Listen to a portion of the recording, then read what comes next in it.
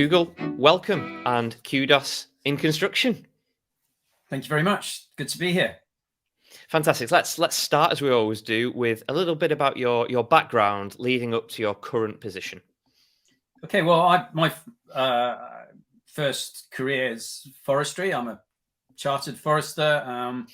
Worked in the woods, grew up under a wood, and then wanted to really work in the woods, and did that hard yards, 6 years of digging ditches and pruning trees and fighting brambles, and then went to sort of college 3-year sandwich course, and my first job was a forester with the Defence Estates, looking after the Ministry of Defence estate, which was a fantastically varied estate, and had a full career with the Ministry of Defence, and then went into more central government whilst maintaining my connections with the private sector, and if you like, practical forestry as well. At the same time, I remained an advisor for what was then the Timber Growers Association, and but I really enjoyed my time advising ministers, and did a few things with DEFRA, which was my home department,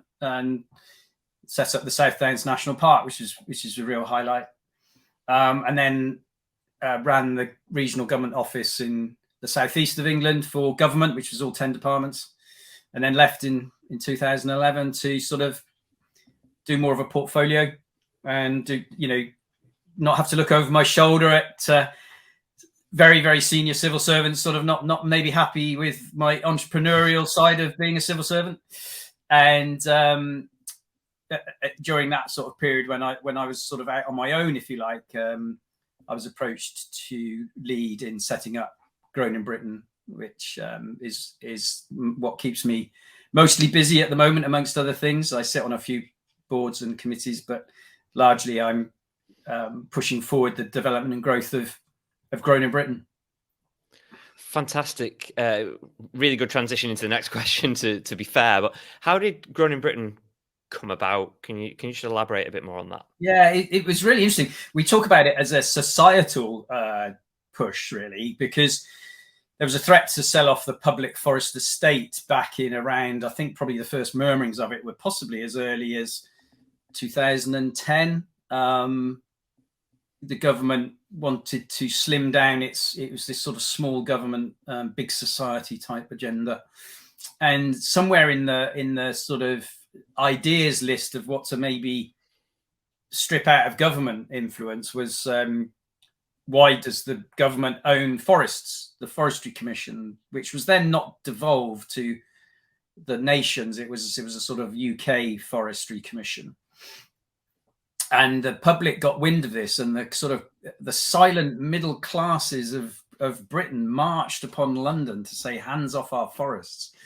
And it was sort of in the lead up to the Olympics as well. And there was this feeling of sort of, I don't know, national identity was coming to the fore. And the government had to have a petition, a debate in Parliament, which was one of the government's new things, was if you get 100,000 signatures, you have a debate in Parliament. Indeed, they had that debate. There was the march, 400,000 signatures on, I think it was one of 38 Degrees' first big campaigns. That 38 Degrees is now a sort of online campaigning organization that covers a number of subjects. But it sort of really was a moment. And people didn't want their forests taken off them. It was actually, when you dug into it, it was a lot about the fact that our woods are undermanaged. At that point, it was about 60% of our woods were undermanaged, according to government stats. And we were importing well over 80% of our timber requirements into the country. And basically, timber as a material was not being valued as it is now, thanks to climate crisis and low carbon materials being really important. So it was kind of a real, I mean, it's 10 years ago now, at least. And that campaign turned into a panel in government and industry that said, right, what are we going to do? One of the things that eventually that emerged with was, well, we need to have something like a Grown in Britain that champions British woods and British wood products. And I was part of the thinking around that for a year, which reported to government. All those recommendations in that report, the Grown in Britain report, were accepted. And then I was asked, as part of it, I was only part of the team, giving my background was useful to that team. But they asked me to set it up and see whether Grown in Britain could actually be a business stroke organization that could actually then take this forward sustainably into the future with actual things that made a difference, and certification of the supply chain was one of those key things. Excellent. We always say dates like 2010, 11, 12, like it was yesterday, and it almost feels like yesterday. But you forget it's 10 years. That's a long time. So how are you driving strategic change in forestry and wood culture at the moment then? Well, it's really interesting because that resurgence, that first surge that sort of woke everybody up saying, oh, right, society is really interested in this stuff. Then it was our forests, the society is really interested in our forests. Now, and a few years ago, we had this resurgence of, it's all about trees, and we need more trees. And so you had governments around the world, but particularly in this country during elections, saying, well, I'm going to plant this many trees. No, I'm going to plant this many trees. And obviously the Climate Change Committee and the Natural Capital Committee in this country were saying that trees and woods and forests are the solution to so many of the ills of our climate crisis, carbon being one of those, but also, clean air, healthy recreation, and things like that. So just wanted to say that before, because I think we've become, if you like, we've set ourselves up over that. You talked about 10 years, 8 years certificate.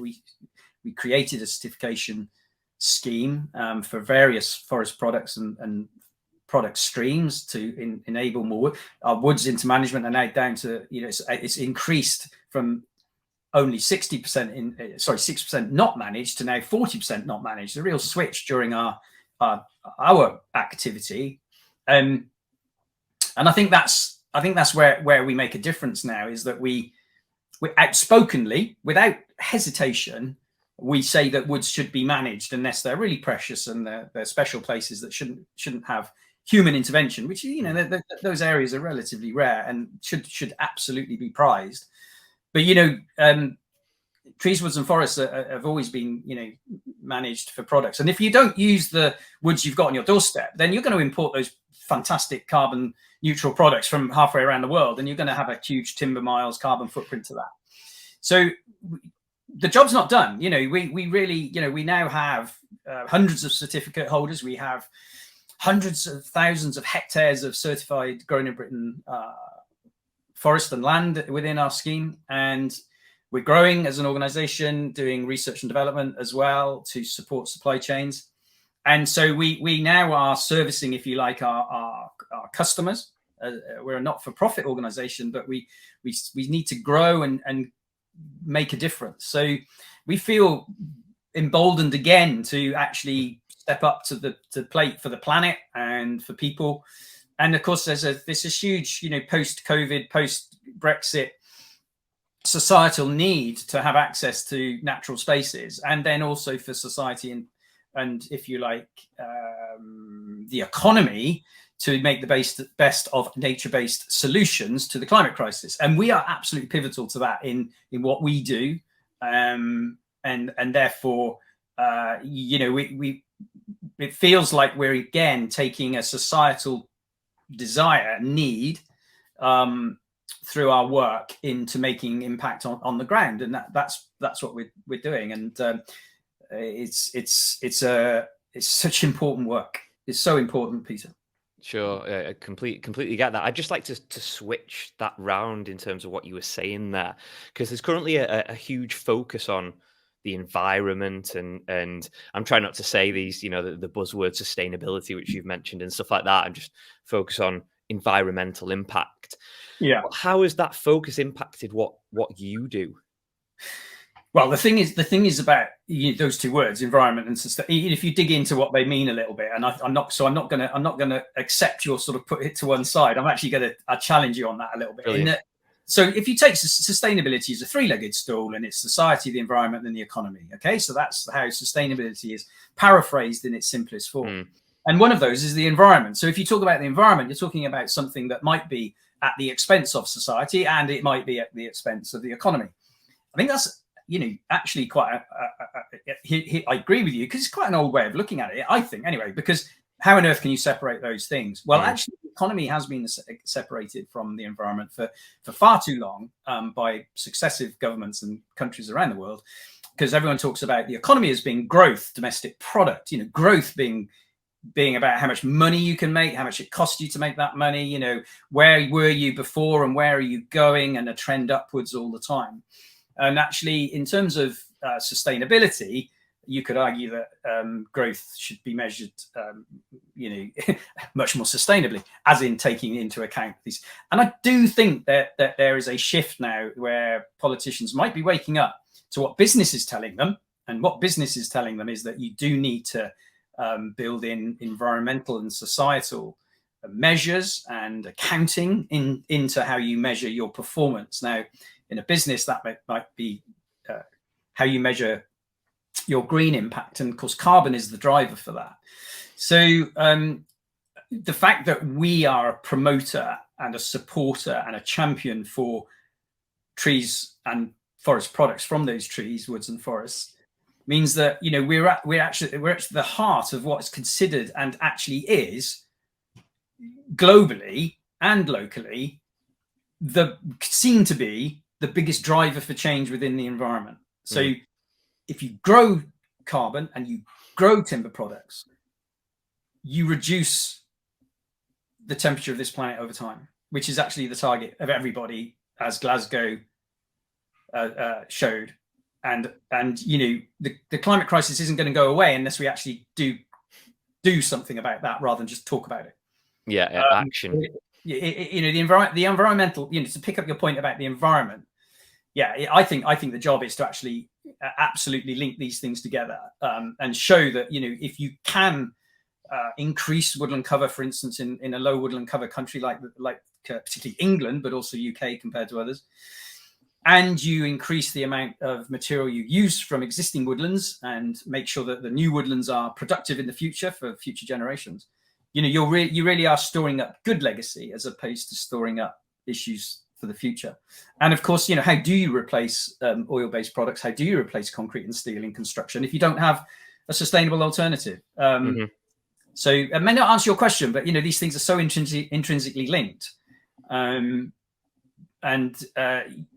The environment. I've been doing this a long time, and I'm a chartered environmentalist as well, and I have yet to have anybody say to me that active increase and management of trees, woods, and forests does anything other than improve the environment.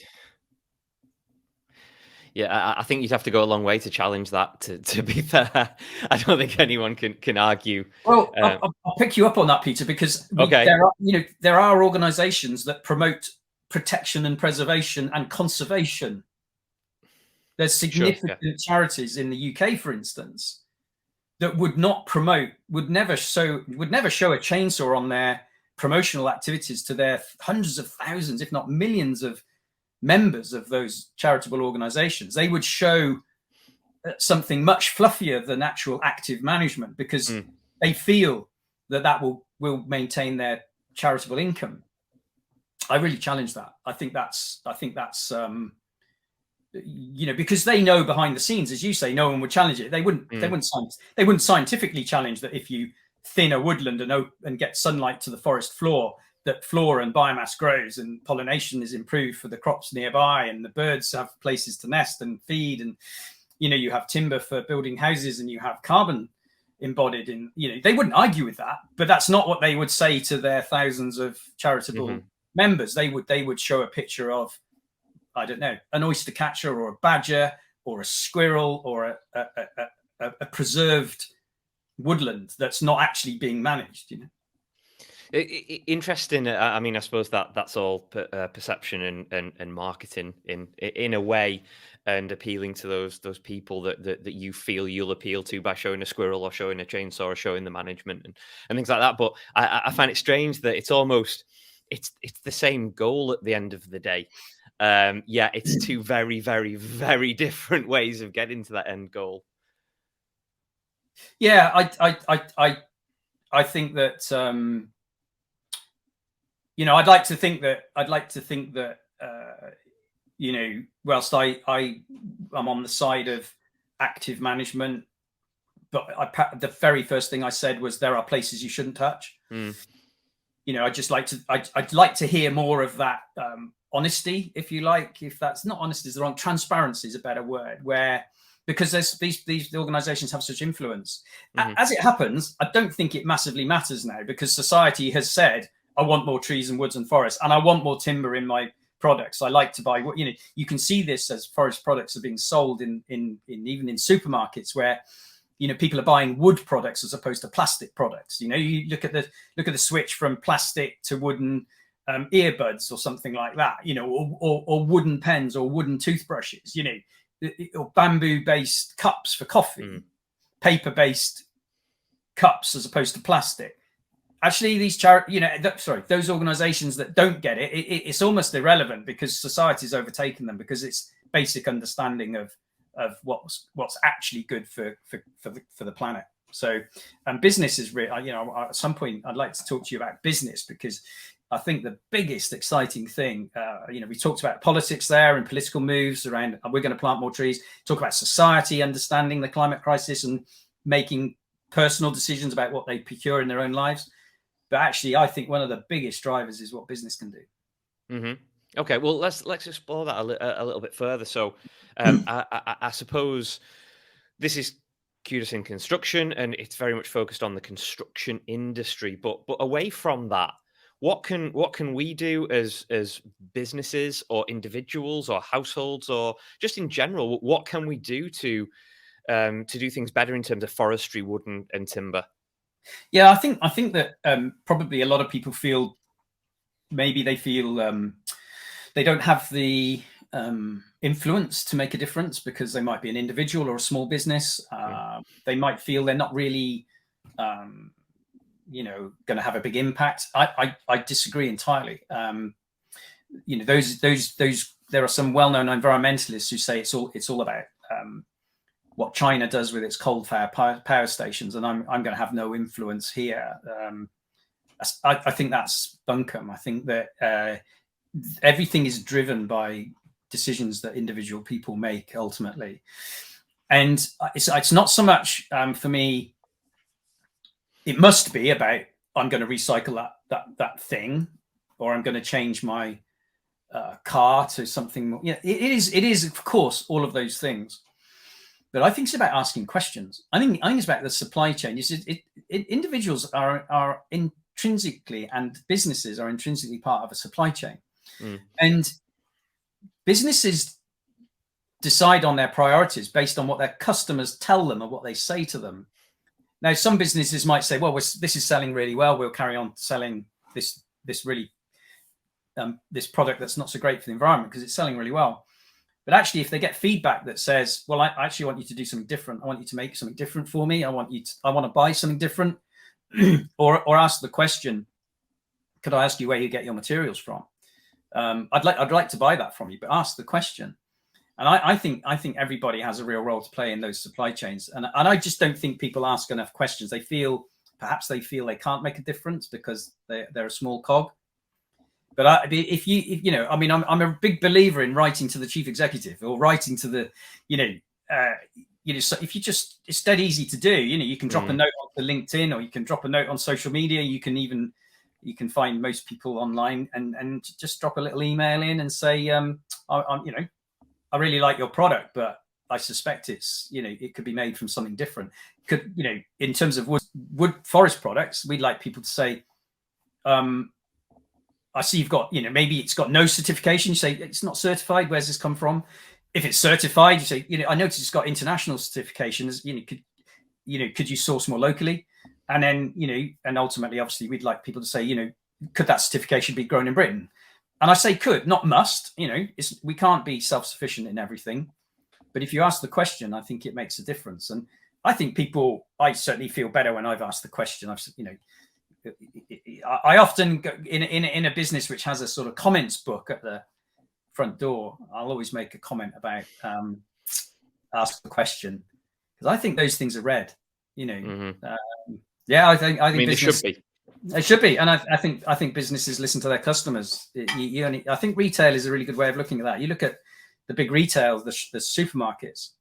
They very much, they survey their customers a huge amount, and reason they do that is that changes then what goes on the shelves, or how they sell what goes on the shelves.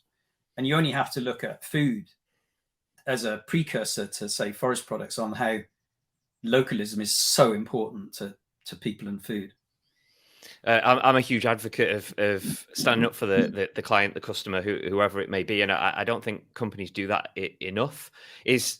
You're in business for a reason, and that reason is to solve somebody's problem. So listen to what those problems are, and facilitate the solution that helps with that problem. And I don't think enough companies do that. Maybe not, and I perhaps I come across the ones that are doing it because that's naturally, So I see the building companies that are interested in what I'm interested in. I see the retailers that are interested in their supply chains to be more local. Maybe I see the good guys, but in the last 18 months to 2 years, the people have been coming through our doors and through our internet and social media much more than we've been going through their doors, saying you instead of us saying you need to change, they've been coming to us saying, can you help us change?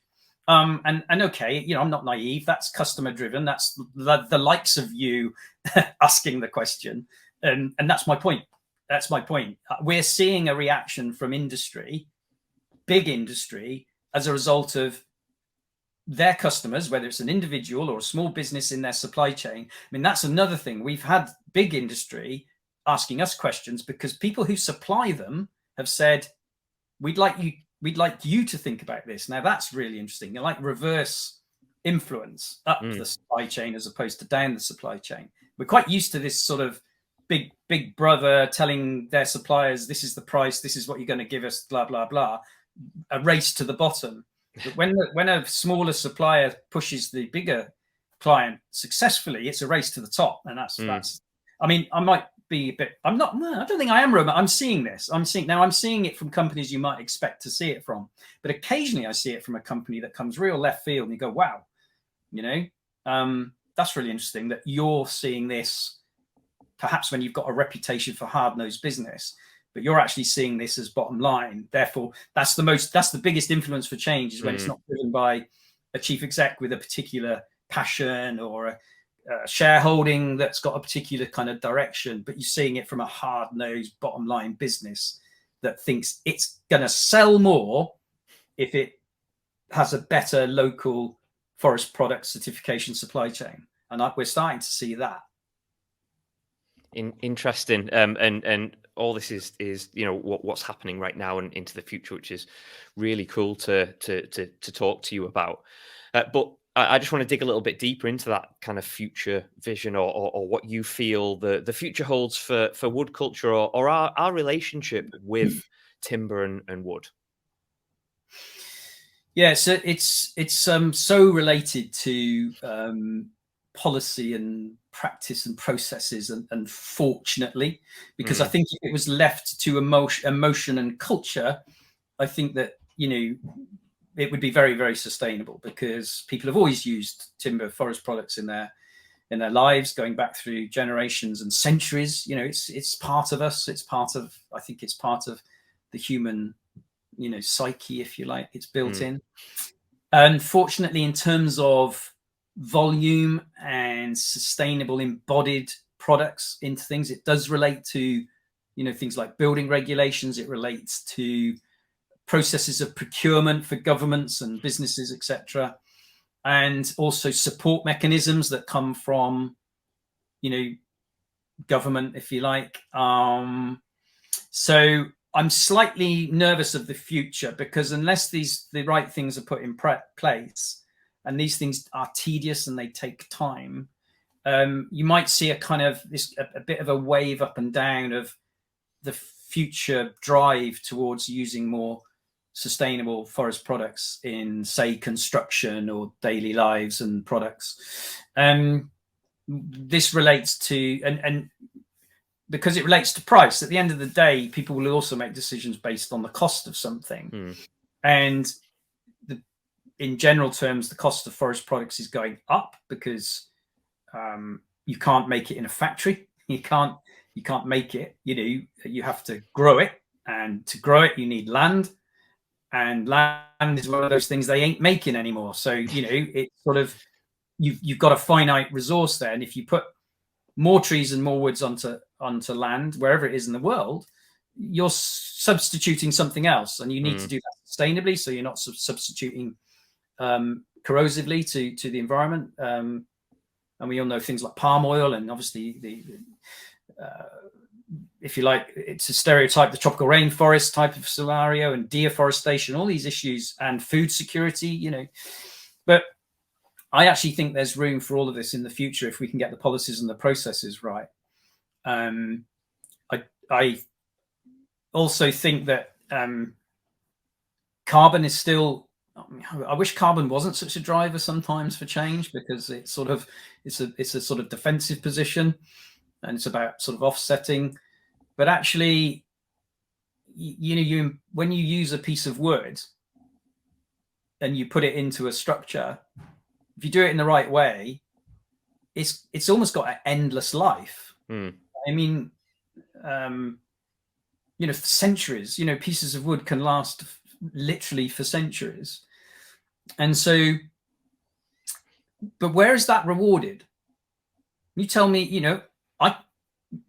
I don't know where that's rewarded. Where is something so remarkable as a material that it can build a structure, build a house that we might live in, or an office block, and be a beautiful floor, or a piece of desk, or a piece of furniture that actually could last for centuries? Where's that rewarded? I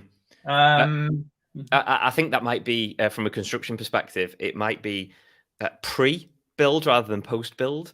So things like BREEAM and things like that help with all this kind of stuff. And it's almost you look for that accreditation and what certain materials will do or provide before the build.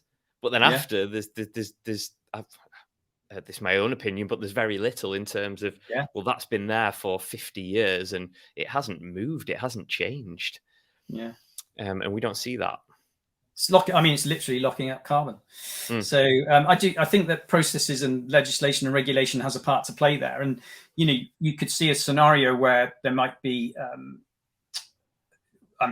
Let's go for gold here. But imagine a scenario where a grown in Britain certified piece of construction timber has a lower tax threshold than an imported piece of timber, which has a lower tax threshold than any form of carbon, concrete or steel. So your tobacco, your cigarettes, and your polluting cars are taxed.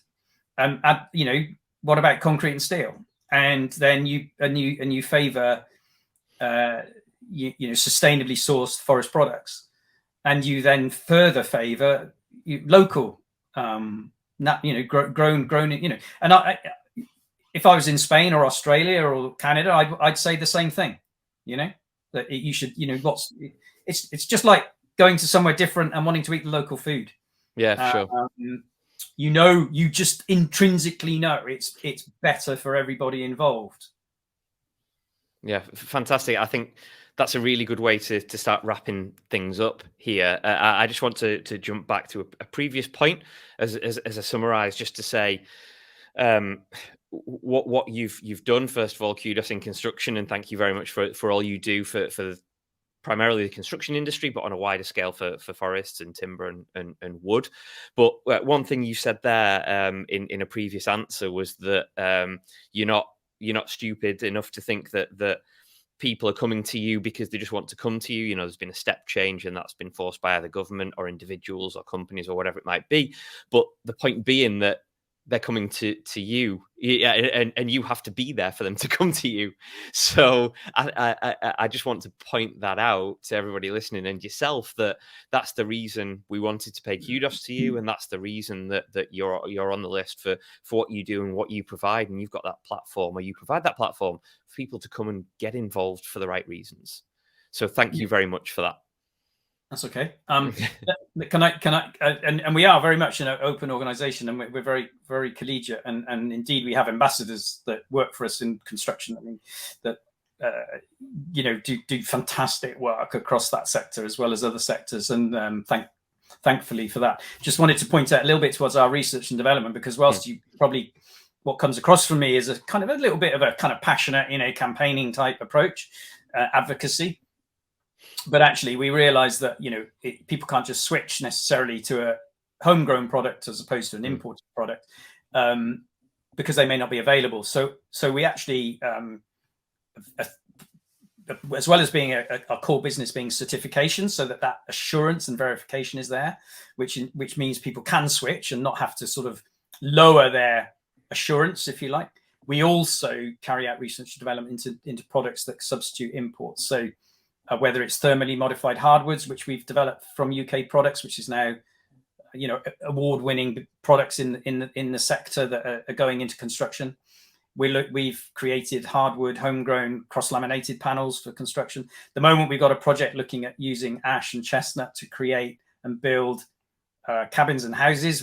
We're building a cabin at the moment right now with partners from London Metropolitan University and a Grown in Britain estate in Kent. And we've also got other R&D products in development with, for example, Axminster Tools, who are looking at the wood they use in their tool handles, for instance.